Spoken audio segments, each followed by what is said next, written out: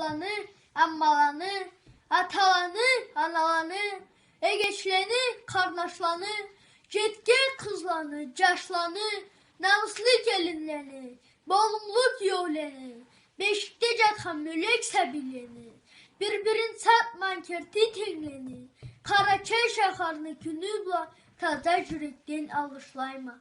O qurba gelsin bu bayrağımız, köp basınla bek basınla nasibimiz, sibimiz, sağlığımız, dünya malımız, tal sularımız tirmenlerinin bursunla, tin baylığımızla, mal baylığımız, bazman bolğanlar kürsunla, şarayık, küleyik, bir ulluk kıyıllıq cağısı, keçim salabileyik, milletini yeküleşmeyin.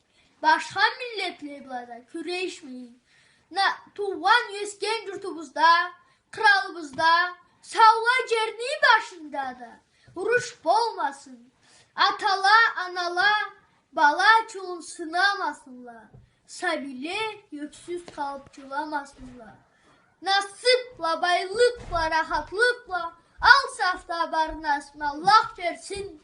Bu bayramı halkın ömür bayram etsin.